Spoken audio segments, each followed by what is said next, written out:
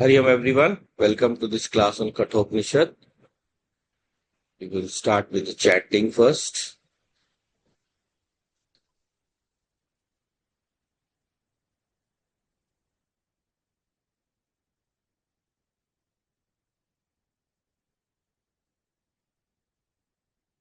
Om Sahana Vavatu Sahano Bhunaktu Saha Viryam Karvavahai Tejasvinavadhitamastu Ma Vidvishavahai Om Shanti Shanti Shanti ओम गणानां त्वा गणपतिगं हवामहे कविं कवीनामुपमश्रवस्तमं ज्येष्ठराजं ब्रह्मणां ब्रह्मणस्पत आनशृण्वन्नोतिभिः सीदसादनम् ओम श्री महागणपतये नमः सरस्वती नमस्तुभ्यं वरदे कामरूपिणि विद्यारंभं करिष्यामि सिद्धिर्भवतु मे सदा गुरुर्ब्रह्मा गुरुर्विष्णुः गुरुर्देवो महेश्वरः गुरुरेव परं ब्रह्म तस्मै Shri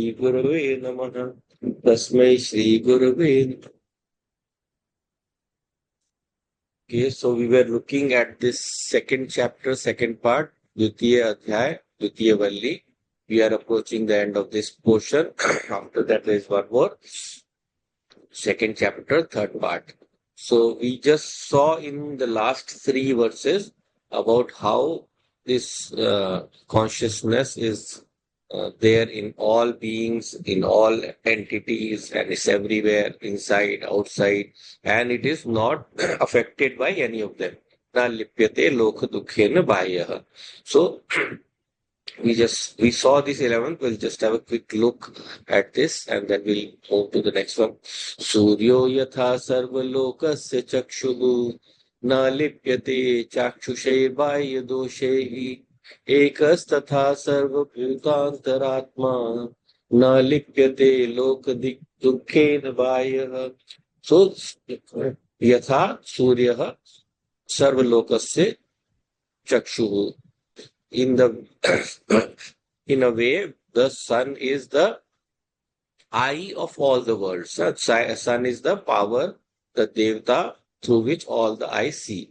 And yet, na lipyate chakshushahi bahya doshahi. It is not affected by and the faults within the eyes. Any kind of eyes, whether my eyes are weak or strong, or they have some kind of disease and so on, it is not affected by those faults.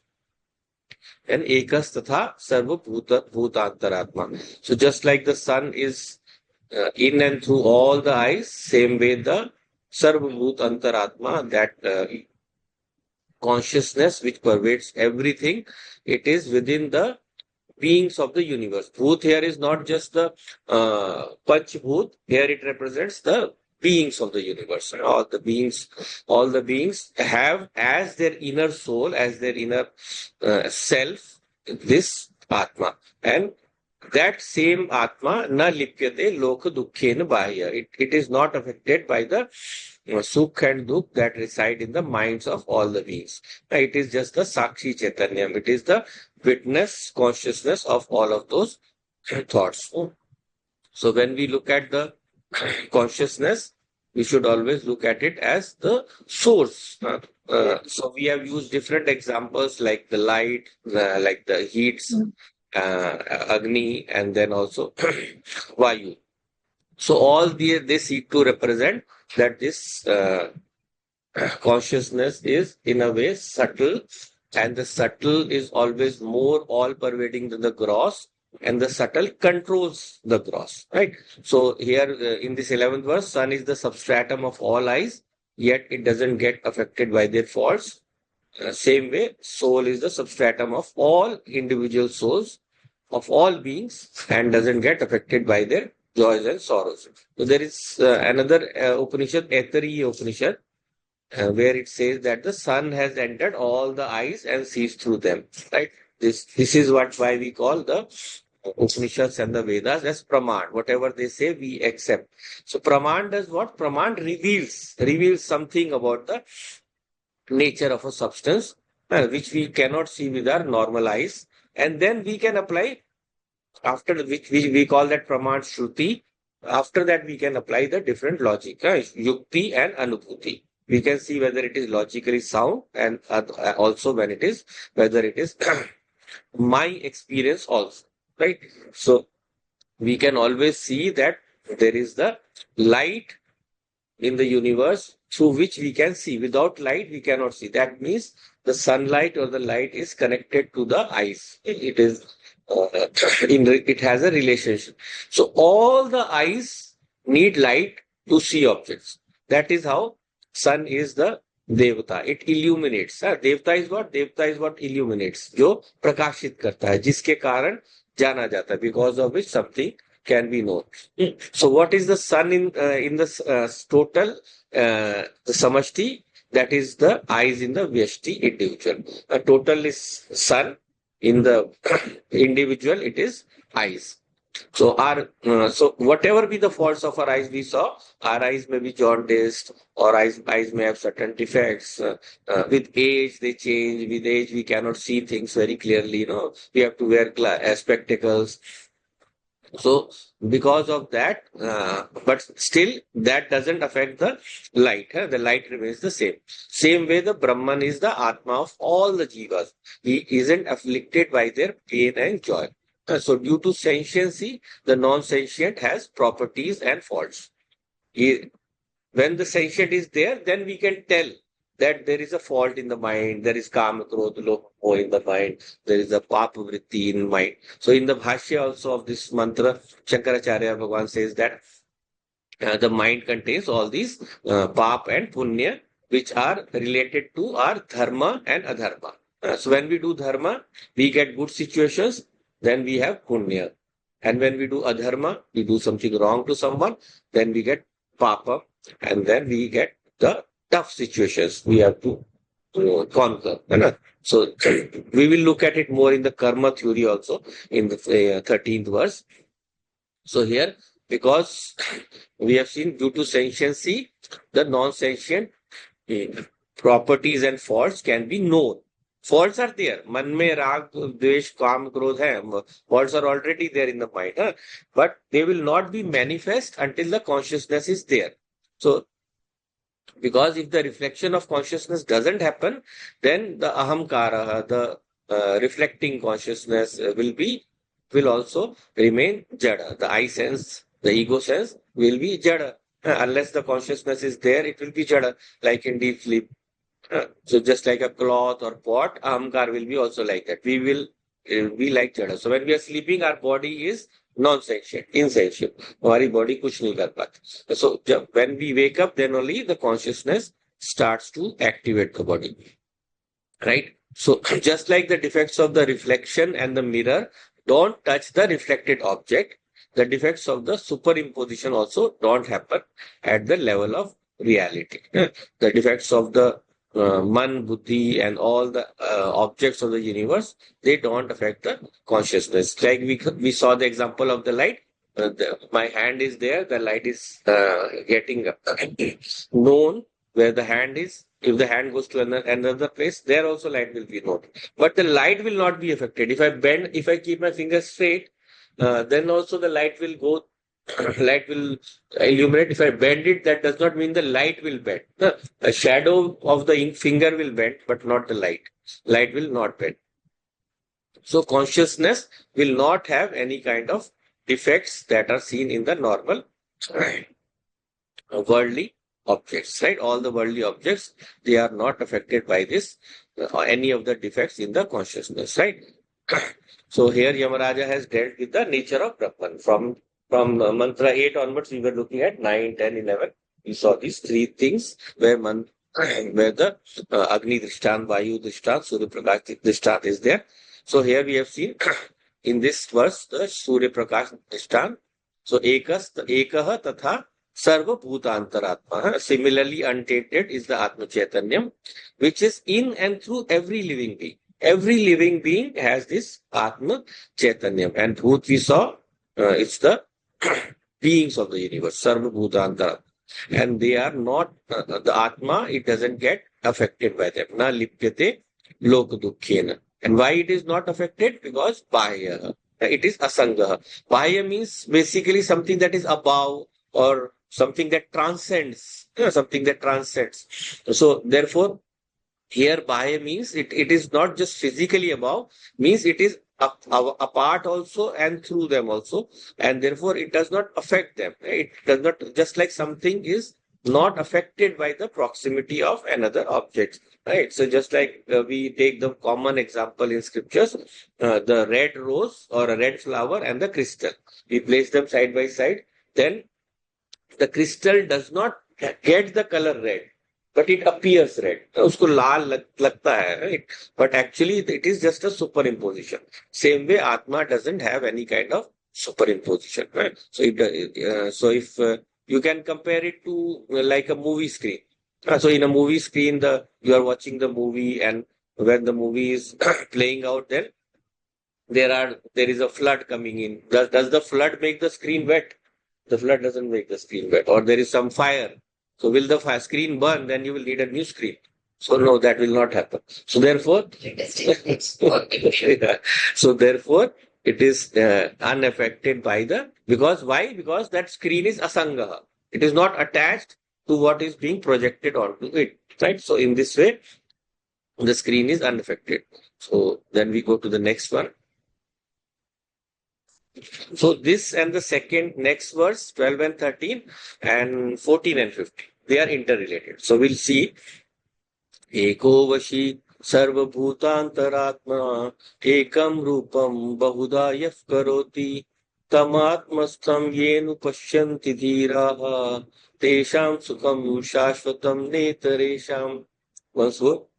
एको वशी सर्वभूतांतरात्मा एकम रूपम बहुधा यः करोति तमात्मस्थं येन पश्यन्ति धीराः तेषां सुखम शाश्वतम नेतरेषां.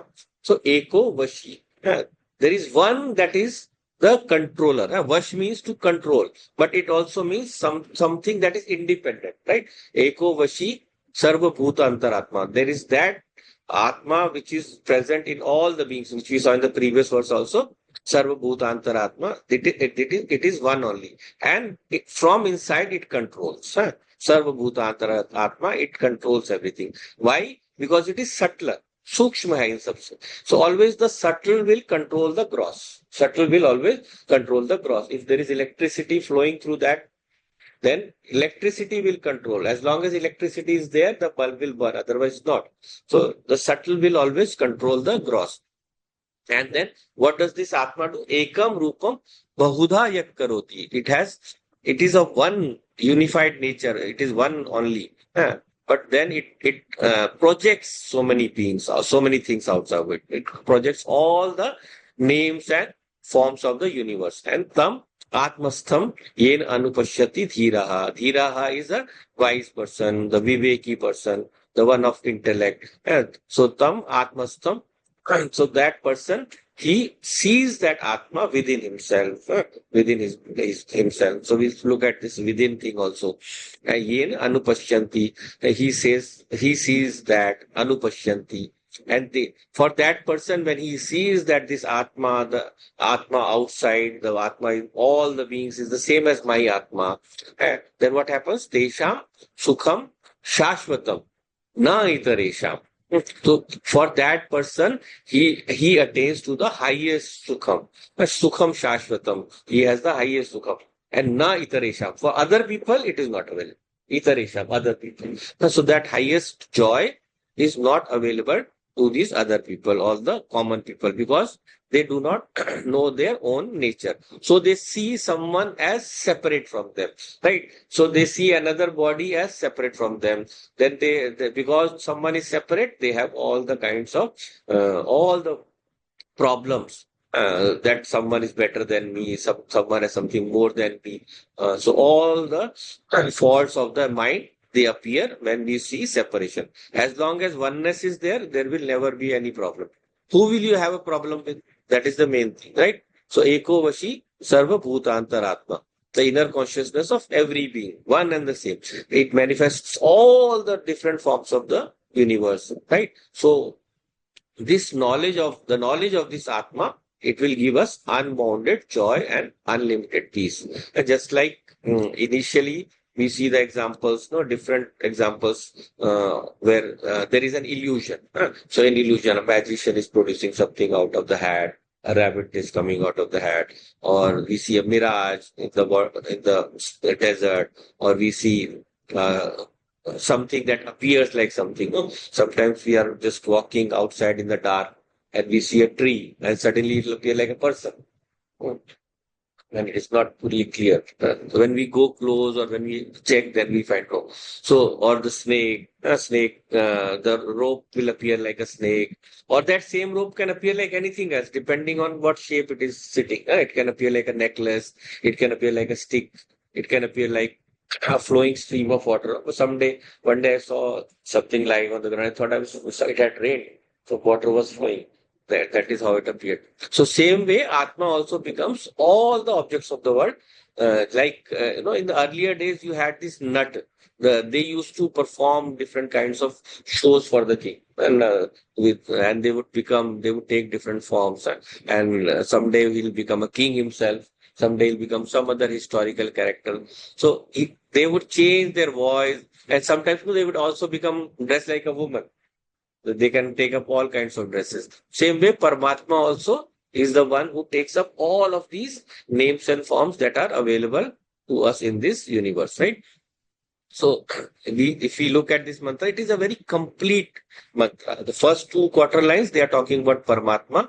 The third quarter is talking about the Jivatma or Paramatma Ekyam, the oneness. And the fourth quarter is giving us what we call Phala, Phalashruti. Phala represents the fruit of studying this knowledge. So, Paramatma Swarupam, Jivatma Ekyam, and Jivatma Ekyam Gyan Phalam. So, what is the nature of Paramatma or Brahman here? It is defined as Ekaha. Ekaha. All one, all pervading, just like space. No, space is all pervading. So consciousness is even more subtle, even more subtle. Through consciousness, we are able to observe, or I would rather say, we are able to cognize the space. हम space को जान पा रहे हैं. So if we are able to know that, that means our consciousness is more subtle. It is able to know that. That means our consciousness is more all-pervading. That means that the space is within me. I am not in the space. So like initially we saw that for space also, no, we take a pot or we take a room and we saw that the space is in the room. Then later when we examine more, we see the space is outside the room. And then when we understand the all-pervading nature of the space, then we say everything is within space. So space is not in the room, all the rooms are within the space. Same way, when we understand that the Atma is more subtler than this space also, then we say all the Brahmandams, all the universes are within this Atma only, within this Atma only. Eka. And Vashi we saw something that you can control, something that controls everything. So something that controls is itself free, itself independent. Because it is the controller, so it is not itself controlled by anyone. So it is Vashi, the one who is controlling. So that means it is Swatantra, means consciousness is an independent entity. It does not depend upon matter for its existence. Usually we think the opposite. We think that consciousness requires a brain for its existence or the mind for its existence. But Vedanta says we don't accept that. We don't accept that consciousness requires the brain for its manifestation, because without brain, consciousness cannot manifest is a wrong notion.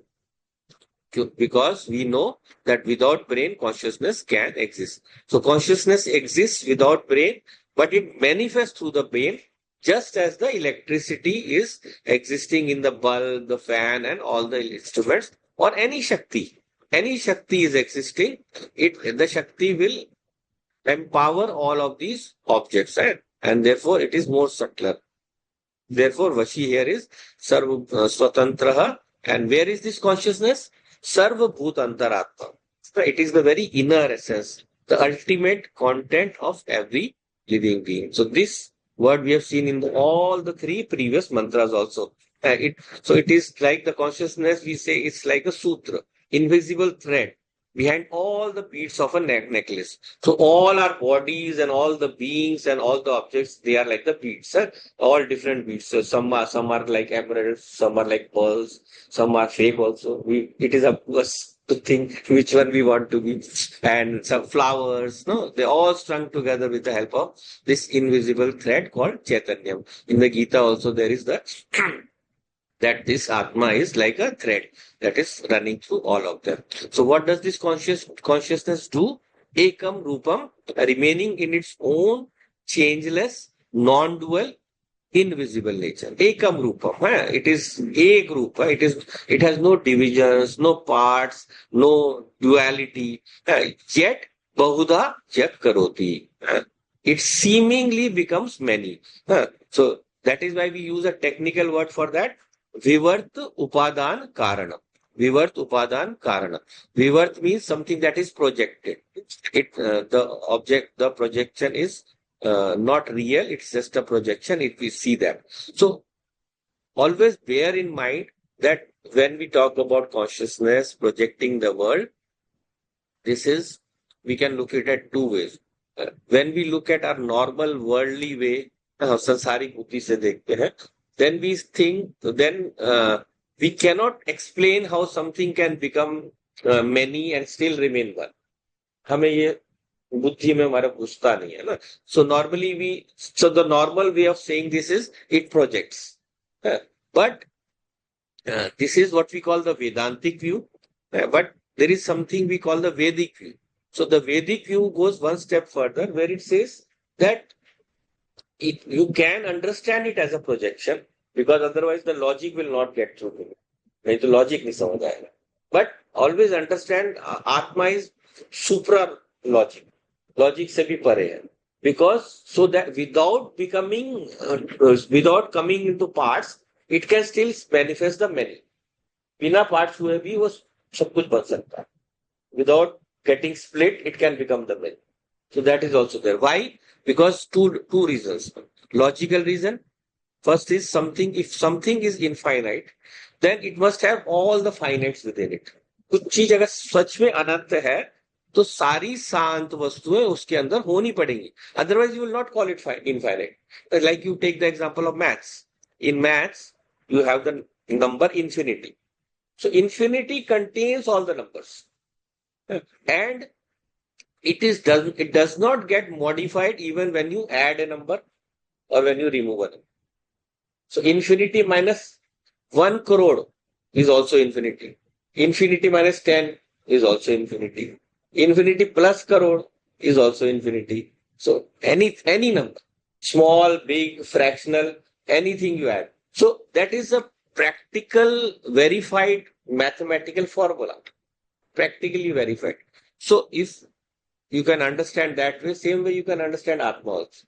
Same way it can manifest. So two ways of looking, none are wrong. But if you go for the proper, understanding, then okay, the logical understanding is it's a projection, right? I took some time off because a lot of this thing is debated a lot, and people, they say this is right or that is right. But remember, in Shastra, sometimes two things can be right. You just have to understand which viewpoint you are looking at it, right? So Bahuda Yakkaroti seemingly becomes many. So remaining one, it seemingly becomes many. So just as the waker, remaining the waker, he seemingly divides into many for dream transactions. I am one waker. In the dream, I become many. I become all the objects that I'm seeing in the world. Dream. So even during the dream transactions, the waker continues to be safe on the bed. He is not getting modified. The waker is projecting the whole world of dreams, and yet he is not changing even the slightest bit. Or you can say the image of a person. So the image might be distorted. You can have different kinds of mirrors. If you go to those hall of mirrors where you have those concave, convex, sometimes very variegated mirrors you have where you can see one person can see hundreds of images of his own. So that kind. So all those kinds of mirrors are there. So they can appear, make you appear in different ways. Right? But do you change? Do you change in the mirror? Your nose is steady. What do you call it? So it is crooked. But actually your nose is not. So you do you go to check it? No, you know it. But sometimes you might check also. You do check actually. हाँ, ये कुछ हो तो नहीं क्या मेरी नाक तो so sometimes you check but actually speaking you haven't changed, right? So therefore the atma doesn't change. So even during the dream transactions the waker is safe and sound on the bed. He is sleeping even though in the dream he is going to so many dangerous places, maybe falling off a cliff or going into drowning in, mostly most of us we have these what we call uh, dangerous situations we see in the because why because we have lot of fears, right? We have lot of fears which we have in the waking state and in the dream we live out those fears. हम उसको जी लेते हैं. By living them out we remove them from our consciousness. We remove that fear from our consciousness, right? So just like any situation when you live through it helps you overcome that situation. है ना, आप बच गए किसी situation से. So that is why sometimes older people they say you had a bad dream. Don't worry. So the bad time is past. So it won't. So nothing bad will actually happen. So so remaining in Advaitic form, it appears as pluralistic. What is Advaitic form? Non-dual, unmodified, without parts. So, and where can we find this a wonderful Atma? This Swatantra Chaitanya teaches us Atmastham. The Yamaraja is saying Atmastham, that all pervading consciousness resides in your own body. Here the Atma means self. Self means the body only because I am speaking from this center, right? So it means the Shariram. And Stham means residing. So just like we say, Kanthastha. So Kanthastha, मतलब मुझे याद है पूरा. That means that whole mantra is in my throat only, ready to be spoken whenever needed. Same way. So Atmastham means residing in your own body.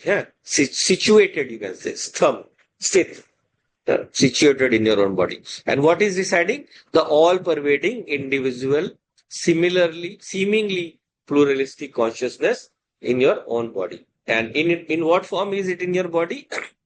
In the form of the witness consciousness as I, the experiencer of the body. Yeah, it is this consciousness is there as the experiencer of the body.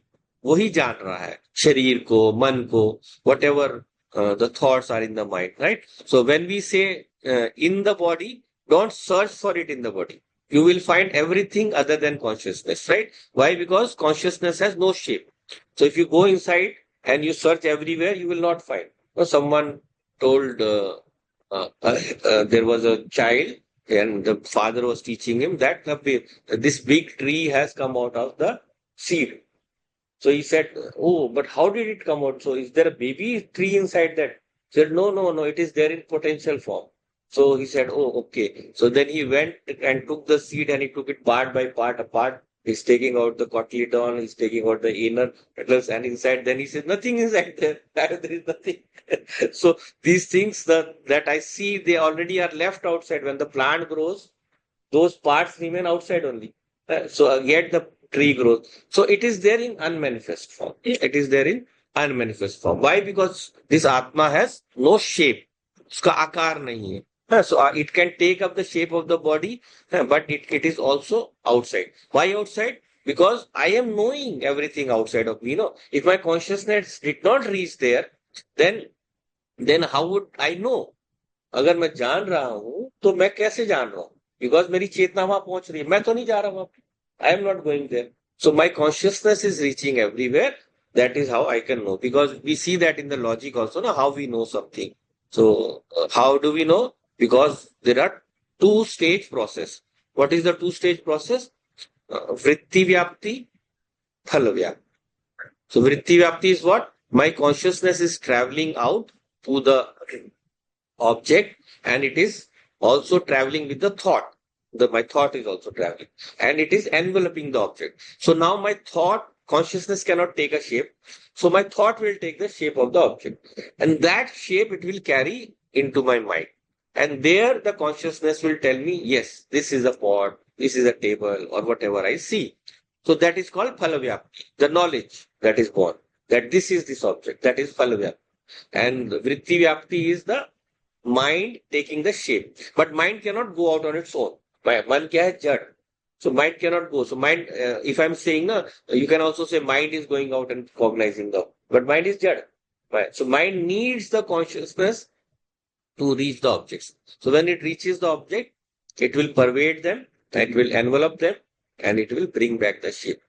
But the shape that only you can see with your eyes. It will not be able to tell you the back side of the object. But you can visualize. वैसा ही होगा same. So if there is a egg-shaped thing and at the back there is a hole, you cannot tell. So you can only guess the uniform part. So this way the consciousness and the mind together function to know the object, right? So this consciousness in the form of the witness consciousness is the experiencer of the body. And when we have seen that we cannot search for it in the body, within the mind also you won't be able to see it. You only see the thoughts of the mind, rag, dvesh, kam, krodh, and all the positive vrittis also. Let's not be negative. All the good thoughts about love, emotion, care, warmth, all these are also residing within the mind. So in our own mind, it is available as you, the experiencer, and not as an object of experience. The consciousness will never be available in the same. There is a saying, there is a sutra, there is a sukta by one of the shishyas of Shankaracharya, Bhagwan Shankaracharya, that is Hastamalak Stotra. So Hastamalak Stotra is what? Where one of his students who was so expert in the scriptures, he would be able to see know about the Atma, just like one sees a Amalak. Hast, hand, Amalak is Avla. Avla, whatever you call it in English. So, I think micropalm or something. Whatever. So that fruit in the hand is clearly visible. He would be able to visualize it. So that does not mean he could place the Atma in his hand, but he could understand conceptually that this Atma is the consciousness available to us. Right? And therefore, Atma Rupena, the very form of the subject. So if I'm seeing something, who is seeing? Atma. So therefore, I am the Atma. I am there. Seeing any object, any thought, any experience, or even absence of object, all of these are being known by the Atma. So in this form, the Paramatma is there. And when the Paramatma obtains in the body, that whole consciousness, we call it Paramatma. When it reflects of our mind, we give it the name Jivatma. So that Sarvagata Paramatma, Jivatma Rupena, Antakaran Vritti Bhava Bhava Sakshi Rupena, Sarvada Tishtati. That all pervading Paramatma takes the form of this limited Jivatma in the Antakaran Vritti, in the reflected consciousness in the mind, and therefore by Sakshi Rupena, by the form of the Sakshi, in the form of the Sakshi, the witness consciousness, it always stays. So, what does the teacher then say? Dhiraha anupashyanti.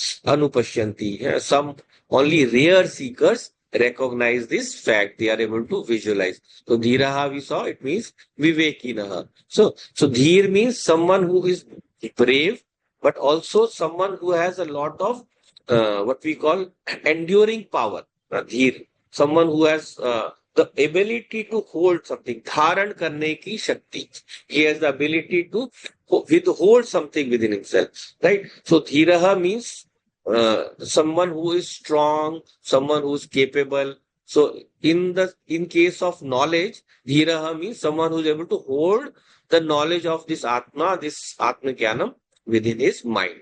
So that is dhira. So that is a viveki person. Viveki. Viveki is what? Someone who can separate the grain from the chaff. Someone who can separate the real from the unreal. That is the main definition in Vedanta. Viveki. Right? So unprepared person will come and they will commit a biggest blunder of looking for that Paramatma. So some days they will look outside, thinking the Paramatma is outside. Some days they will look within and then they'll look for it inside. So Yamadharma Raja says Paramatma is neither inside you nor outside you. But Paramatma is you. Huh? So therefore don't look within or without. Own up to the fact that I, the looker within and the looker without, I, the onlooker and the inlooker, am the Paramatma. These only people who have broken the objectification orientation. We always have this orientation to objectify things. मैंने किसी को जानना है तो मेरे सामने पड़ी होनी चाहिए. If I want to know something, it must be there as an object in front of me. The moment we are able to give up this buddhi, this thought, this what we call notion of seeking to know something as an object and seeing the knower, understanding the knower, then we are all dhira, then we are all viveki. So those who have this subtle intellect, they alone will recognize. And that too how? Anu. So anu is very important. Anu means with the help of Guru Shastra Updesha. A prepared intellect. Anu also means someone who follows. So someone who is following the Guru. So Anu. So with the help of this Updesha, he is able to know this knowledge. And what is the benefit we saw? The benefit they will get by gaining this knowledge. Desham Shashvatam Sukham. So greatest benefit is they know that I am not the mortal body, the limited body, but I am the immortal, limitless consciousness. Therefore, the fear of mortality is gone. The sense of limitation is gone. That is called Purnatva Darshanam, owning up to my completeness. And this, since this Purnatvam or fullness is born out of wisdom, अपने ज्ञान से निकल के आ रहा है ना, so it continues to remain all the same at all the time. So there is one kind of happiness which is experiential happiness. किसी वस्तु को जान के या उसको enjoy करके, so to enjoy an object which through an experience we get happiness. So that is always limited. Experiential happiness is subject to arrival and departure. It will come and go. But the discovery of Purnatvam, which is born out of wisdom, it will remain all the time. Once I have known my Purnatvam, it is not going to leave me. The transient joys will come and go according to my prarabdha. That is not the problem. They will come and go. But I will not search for my joy within them. I will just see them as situations. So therefore, what I will have is a non-ending joy. Shashvatam Sukham in the mantra. Shashvatam Sukham. So Jivan Mukti means permanent fulfillment. Things arrive in life, I am full. Things go away from my life, I am full. Right? So like in the Bhagavad Gita also, Apuryamanam Achalam Pratishtam in the second chapter 70, last 72 verses, so 70th verse. So the ocean is ever full. Apuryamanam Achalam Pratishtam. Whatever the rivers pour into the ocean, or the ocean will be unaffected. So I am also like that full ocean. This is called Jivanti. And what is the phalam? Phalam is liberation, moksha. So is this knowledge one of the means to moksha? Yamaraj says this is the only means of getting permanent shanti, permanent fulfillment. There are no alternative methods. We don't accept multi-path theories. That is not the Upanishadic teaching. We should know what is the teaching. It clearly says, na itaresham. So others who follow, so that is why we do not accept anyone who doesn't accept the consciousness as substratum of everything. Chetan Srishti, Chetaniyatam Srishti is the main concept. So we can define it as those who believe in the Vedas, because that is the main postulate of the Vedas. वेदों का मुख्य जो आधार है, the main substratum of the Vedas is that everything is born out of that one eternal infinite consciousness. And those who say no, it can be born out of something else, we call them Nastic. We call them not, we call them those who don't believe in this system, which is the only right system, right? So therefore, it is not that we accept all the same, all paths to the truth. No, they have to be within this framework. Within this framework, you can create various theories. We have ourselves also six darshanas. They all say this same things in the different. So Itaresham means all the people who are pursuing different other means, they do not get this Punatvam. Right? So, but does this mean you have to renounce all the other sadhans? No. We do not criticize other sadhans. Any sadhan you will do, it is not going to go waste. Something, some way or the other, it is going to purify your mind. Some way, if you are doing worship, puja, part, anything, they will help you evolve. So once you evolve, that knowledge will automatically, one day it will come within your mind. And the guru you are searching for, guru will come. If your desire is there, guru will also come. But all of them will ultimately have to come to this Upanishadic knowledge. It's not like it's our book and that says so. It is, we say, a natural process that will come to everyone. Sanatan Dharma is not something that is available to a geographical area or geographical people. It will come to everyone, but they will have to follow the proper process. Therefore, the Jnanam of Purnatvam is possible. So next one.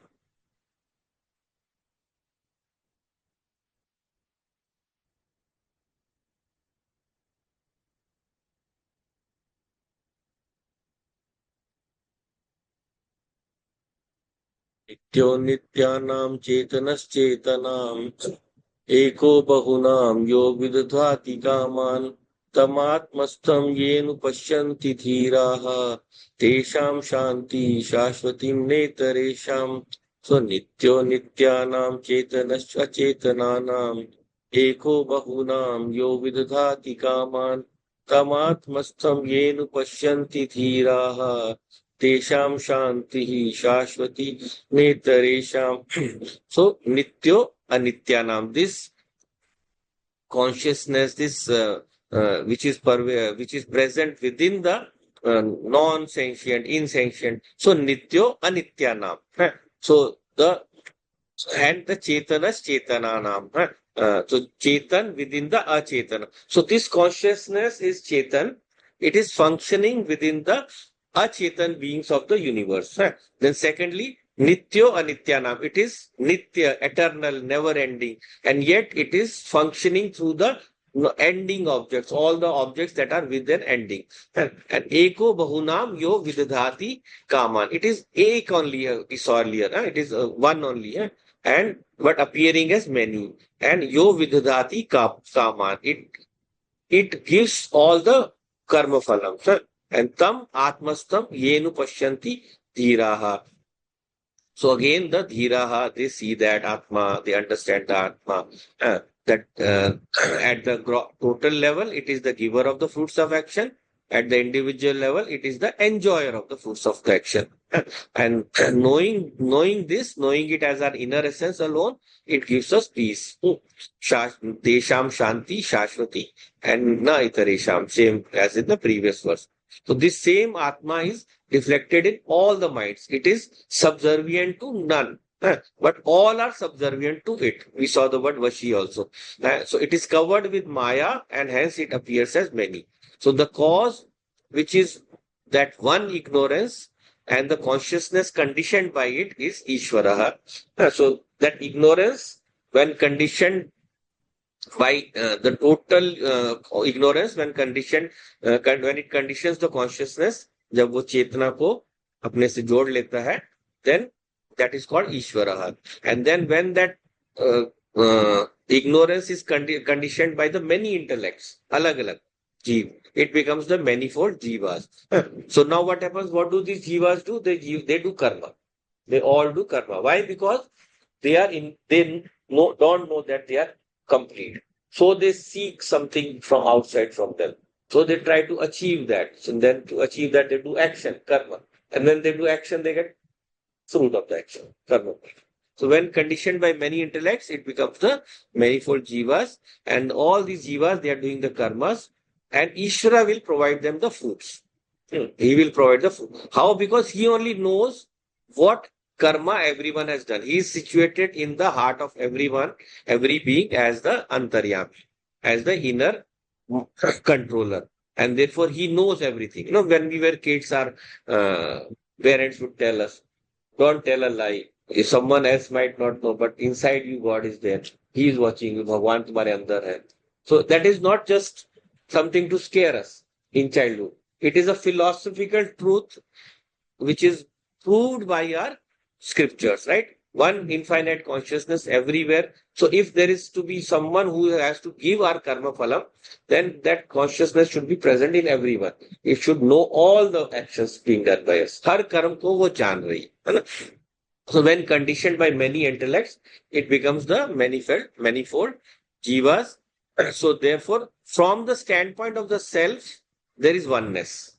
आत्मा के दृष्टि से एकता है. But from the standpoint of ignorance, अज्ञान, Ishvara with the conditioning of Maya and Jiva with the conditioning of ignorance, the difference is there. The difference is maintained. So Jiva does karma, and in that it is independent. Jiva can do any kind of karma, while Ishvara is independent in giving the fruit of action. So it's not a total independence, we have to remember. Independence doesn't mean he can do without the instruments of raw materials. So whenever we do karma, we need instruments, we need raw materials, but Jiva has the freedom to do or not to do, or do it in a different way. That also. उसके पास आजादी है कि वो इस कर्म को करे या ना करे या दूसरे तरीके से करे, किसी भी दूसरे तरीके से. So like you are hungry, you can choose to eat now, so do the action. You can choose not to eat now, or you can choose to eat something if you feel like the weight is increasing, and you can choose to eat something lighter. So you can choose something else, right? So in this way, this is the what we call the in our shastra, how we resolve the question of fate and free will. So the higher your association, the more your freedom. If you think of yourself as Atma, your freedom is infinite. But you think of yourself as any of the beings in intermediate levels, your freedom will keep on decreasing. So your eyes are seeing through all, your ears are hearing through all ears, the power behind them, the Devta. So Devta has more power, but he has more freedom. But you as a Jiva, as a person, individual functioning through this body, you are limited by your body and the actions that it does. So therefore, but always you have the freedom to do. So what is the relationship between fate and free will? Free will is what you do with situation. कोई आप पे अवस्था आई, आपने वहां क्या किया, and that fate is the what situation you create with your actions. जब आपने कर्म कर दिया, उसके कारण आपके लिए जीवन में एक सिचुएशन आएगी. You have done an action, because of that some situation will come in your life. Right? So Jiva has that freedom, and that is why he bears their consequences. Of when and how much he will get, that freedom lies with Ishvara, because he knows when the fruit is going to get ripe for giving you. So we don't, if we plant a coconut tree, we have to wait 5 years to get the fruit, or maybe even more. Or but if you plant another tree like ladyfinger, minty, then within a few days or within month or so, you can get the fruit. So it depends. So Jiva has freedom. That is why he will, because he has this freedom to do action, he will also bear their consequences. तो कर्म करने का आजादी है, तो उसका फल भी भोगना पड़ेगा. So our freedom is limited by our upadhi, our body or mind, etc. So if we become nishkam, we don't see ourselves as the body, we see ourselves as the Atma, we see ourselves as not the doer of any action. So even while doing the action, I don't get tied by that. But then my mind will get purified. So if I do with nishkam. So we all have, but we have lots of vasanas. We have lots of vasanas, they all tie us down. And it is difficult to break. No, it is like a web. few days back, no, I asked my wife. I had a thread here, and it was you tie this thread, or Panditji ties this thread, and it has multiple threads. And so I was trying to break it, and I couldn't. Molly bolte na Hindi mein.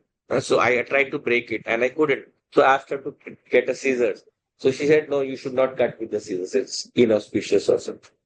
So she said, "So show it to me." So she took the threads one by one, and she broke them, and then all it was removed. Hmm. Right? Because it would get wet all the time. So therefore, that is how we have to do with our vasanas also.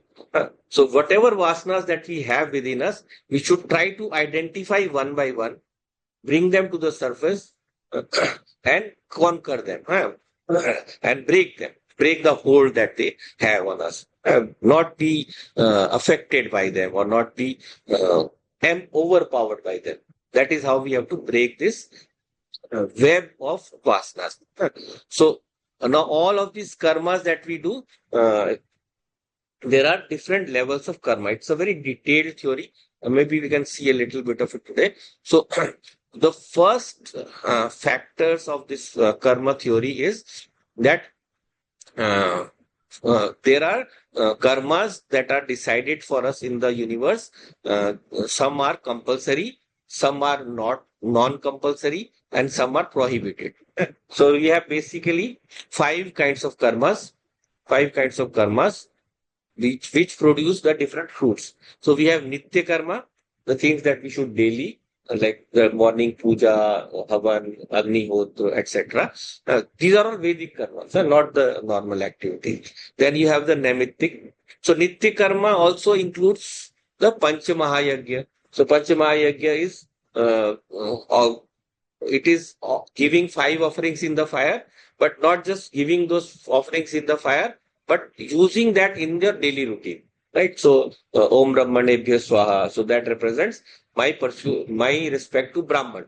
So that means my pursuit of knowledge. I should daily read something, learn something, not uh, fiction or something, but something related to scriptures. That is Brahman. Then the second one is Om Devebhya Swaha.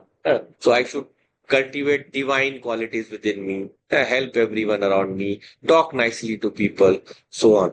Then Om Pitribhya Swaha. All my forefathers, the things that they have built for me, I should stand by their values. I should continue their legacy. I should follow that. Then fourth one, Narebhya Swaha. So Nara means people, but you can say Atithi. It represents Atithibhya also is said. So Atithi means whoever guest comes, we should serve him to the best of our ability. And then finally Bhutebhya Swaha. All the beings and also all the objects, the rivers, streams, mountains, we should preserve. उनको ध्यान रखना चाहिए. We should not dirty them. We should not create any kind of disturbance in the cycle. So that way. So Nitya karma we do, then Naimittik karma, second kind. Naimittik is when we do for any particular occasion. So we have Sola samskaras, the 16 what we call purificatory rites that we do, right from the birth to the death. So they are all Naimittik. So they can come at different times. But there are also the weekly yajna, the monthly, the annual, the biannual, so Darsha Purnamas yajna, or so on. So, and then the third is the Kamya Karma, which we do to fulfill our desires, like Putra Kamishti yajna. So all the Anna yajna, so to increase our crops, and also all of these, or when we are digging a well, yajna. So therefore, all of these are Kamya karma. And then the fourth one is Nishiddha karma, those that are banned, wrong things we should not do, hurting people, doing wrong to others. So all of these Nishiddha karma. And then finally Prayashchit. Fifth is Prayashchit karma. So all these karmas are there. They give us karma phala. Yeah. So whatever karma we do, so the first two kinds, Nitya and Namittika, they are what? They are compulsory. So if you do them, no problem, we will not get any phalam, but we will get purity of our mind. Chitta Shuddhi. But if you don't do them, we will get negative effect. Sometimes floods, plane accident, so many things can happen. Because nature is punishing us for not taking care of her, for destroying it. So nature will. That is why so many people die at the same time. Because sometimes all of us are responsible. All of us are responsible for not doing our duty towards nature. So sometimes a lot of people will get a punishment. So these nitya karma, naimittik karma, whatever our duties towards ourselves, and to the society. Naimittik is more towards society. So no, naimittik, unless you invite every people for your feast and don't feed them, then don't expect, then they don't call you also. No? So that way. So all of these three kinds of karmas, uh, they are used to, the first two are used for as a compulsory thing that if you don't do, we will get negative impact. Then kamya karma is we do something to gain, but that is said, the Shastra says we should try to reduce. We should do only as much as is necessary, as much as it is necessary for us to survive. So kamya karma should be reduced as much as possible. Nishiddha karma, of course, we should not do at all. So if you do something wrong, we will get a very negative impact. We will get a very bad situation when we do Nishiddha karma. And Prayashchit is when we have done something wrong, we do something to alleviate that. It might be something simple as a japa, it might be something as more elaborate as a yajna or danam. So all these kind can be there so that you know what happens. Let us say a big stone is coming down towards. So what do? You shoot it down with an arrow or something else. So it splits into small bits. So then what will happen is the effect will be reduced. Effect is going to come anyway, but it will be reduced. So that is the effect of Prayashchit karma, right? So all of these karmas, how do we do that? That is described by to us by Shastra in by the system of gunas. So कैसा कर्म करेंगे हम वो उस पर depend करता है आप हमारे अंदर क्या गुण है. So if we have gunas, what are the three gunas? Can anyone tell quickly? तीन गुण क्या है? Three gunas. Sattva, Rajas, and Tama. Yes, very good. Sattva, Rajas, Tamas. So Sattva is more knowledge oriented, something that will take us higher. Rajas is activity oriented, and Tamas is inertia, something that will take us to rest. So therefore, so all these gunas are present in the different people in the society. So out of these gunas is born what we call the Varna Ashram Dharma. Varna Ashram Dharma. So everyone has different proportions of these gunas. So someone who is, we have fourfold division in society. So that is nature has given us this division in the society. And nature has given this division by according to the gunas. So according to gunas, we are all given different kinds of uh, uh, proclivity or different kinds of interest towards doing different things, right? So someone who has more of, we call sattva and little bit of rajas tamas. So we call it SRD. We can put the S in first. So that is a Brahman who is more towards knowledge oriented activities. But he will have little bit, or anyone cannot have only one guna. Mix hoga. But which one will be more or less, that will depend, right? So therefore, our Varna Vyavastha is based on the universal order of things, the universal order of how all the properties of the universe affect us. So over multiple births, we gain different proportions of these gunas. So then what about the next one? Kshatriya. Kshatriya will have Rajas and Sattva in equal quantities and very little of Tamas. He will have the he will like to do his activities. Then we can come to the Vaishya, more business oriented. So business oriented will lead to someone who is have more of Rajas uh, and a small part of Tamas or little bit more Tamas and a small part of Sattva. So majority will be Rajas, but some Tamas, some Sattva. Sattva will be less. But Kshatriya needs more Sattva because he needs to rule over people. So he needs intellect also there. No, so that has to be there. So Vaishya also needs intellect. So he will also have Sattva. but in different quantities. Then finally, the Shudra, someone who is the foundation of society. Shudra वो है जो सारे कार्य करते. Because we won't find, no, today, the for ladies it would be the maximum problem, finding someone to help in the house. We lesser and lesser of people, because our people through reservation, we have put them in some kind of weird kind of jobs they don't deserve, and then you don't find people to do these jobs. Then people from neighboring countries are coming to fill that gap, and they are the modern Shudras. They are doing all the jobs, the electrician, plumber, helper, laborer, house workers. They are all those people only. Because ultimately, society cannot live in a vacuum. So, someone or the other will always come to fill that vacuum, right? Otherwise, society will degenerate. So, therefore, our Varna Vyavastha has created this system whereby everyone is given that duty to do that. And then some people argue it is birth based or not. And no, it is birth based. But we can choose to destroy it by not making it birth based. So हमने नष्ट कर दिया. Because how? Because when it is by how will God give you birth? He will give you birth according to your varna.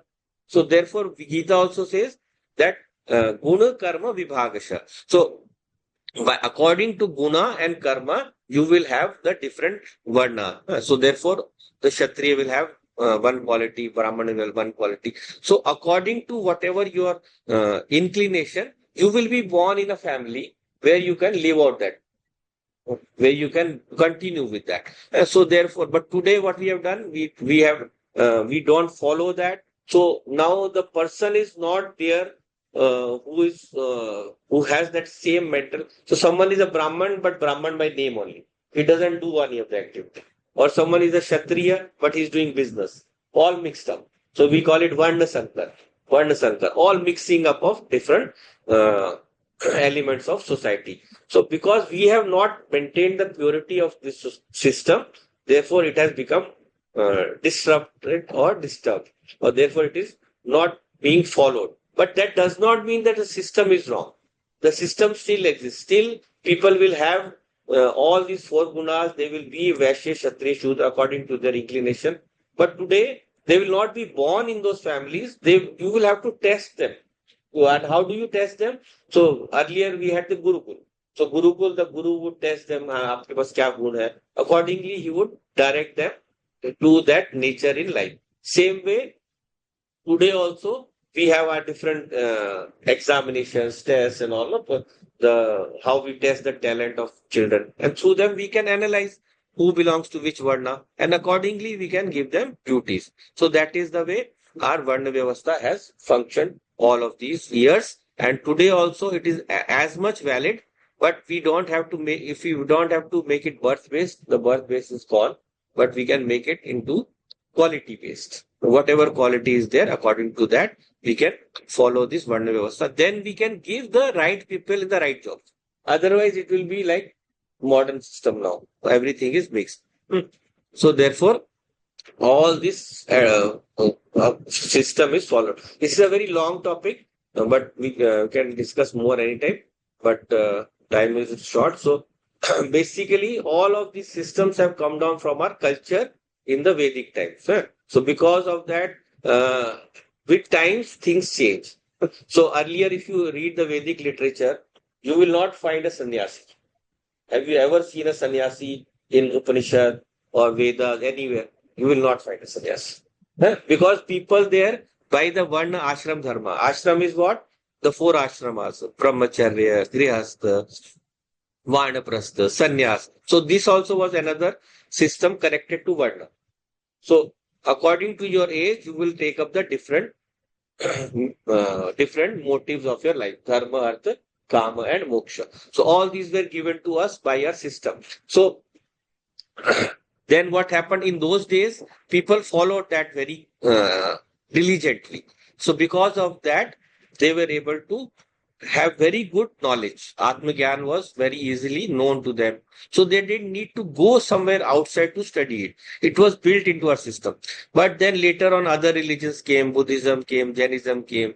They brought in this concept of samnyasa. So we also, with modern times, the people were not able to devote any time to all of these activities. So there also, sannyasa was a necessity. So we had to change. We had to change. People had to go outside the home to study, outside the home to teach. So today, literally, a teacher is also a sannyasi. But most of the times, according to the Vedic system, a lot of people go outside to study. But still, within your home also you can study. You can study, and in fact, the best place to practice your sannyas is in the house, because when you are in the household, then you can check that the things that you have, notions you have built into your mind, are they disturbed when you are doing your worldly duties. Otherwise, in sannyas you will not get a chance to test those. Right? In sannyasa, you will have the chance to perfect that knowledge, no more of that knowledge. So both systems have their advantages and disadvantages. So this is the way different systems have built up over time. We can cover a little bit of more in the next class. So today we'll wind up for now. Om Purnamadav Purnamidam Purnat Purnamudachyate Purnasya Purnamadaya Purnameva Vashishyate. Om Shanti Shanti Shanti. Hari Om Shri Guru Pyo Namaha. Hari Om.